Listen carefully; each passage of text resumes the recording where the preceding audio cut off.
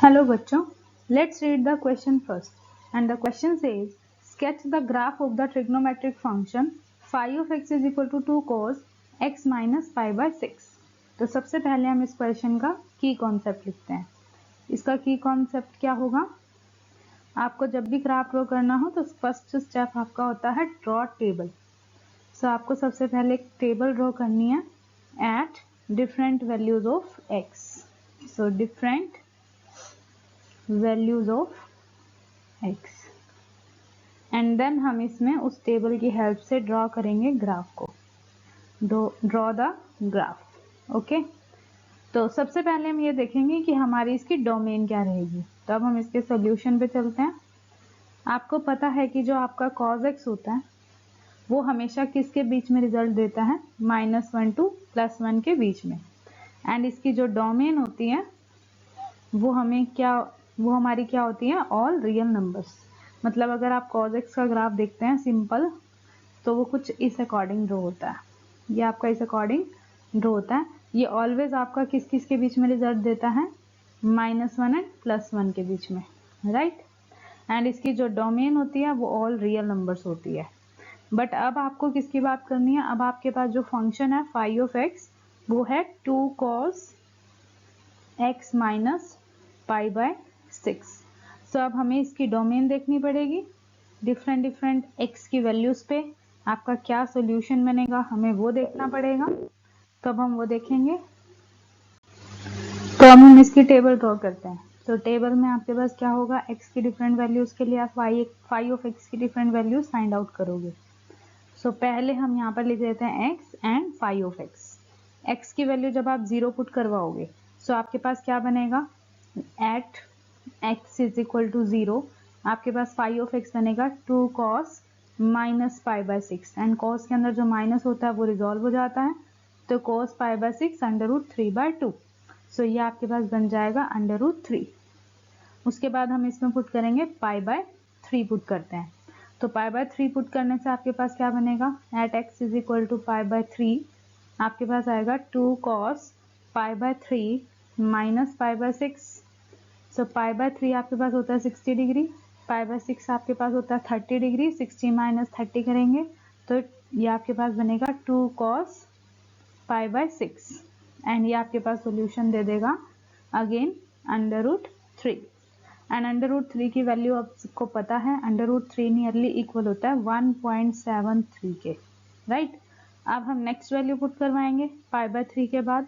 Suppose हम इसमें 2 pi by 3 put करवा देते हैं. सो 2 पाई बाय 3 पे आपका रिजल्ट क्या होगा? जब हम इसमें पुट करवाएंगे at x is equal to 2 pi by 3. So आपके पास क्या आएगा? 2 cos 2 pi by 3 minus pi by 6. आप इसका एलसीएम लेंगे, सॉल्व करेंगे, आपके पास जो वैल्यू आएगी वो 0 आएगी. नेक्स्ट हम इसमें वैल्यू पुट करवाएंगे पाई. सो पाई माइनस पाई बाय 6 करेंगे, 5 पाई बाय 6 हो जाएगा. एंड उस पर सोल्यूशन निकालेंगे तो -√3 आएगा. √3 की वैल्यू हमें पॉइंट्स में पता है. नेक्स्ट हम इसमें पुट करवाएंगे 4 पाई बाय 3. सो 4 पाई बाय 3 की वैल्यू आपके पास कितनी आ जाएगी पुट करवाने के बाद? -√3. वही सेम आया जो पाई पे आया था. एंड नेक्स्ट हम इसमें लेंगे 5 पाई बाय 3. सो इस पे आपकी वैल्यू कितनी आ जाएगी? अगेन 0 आ जाएगी.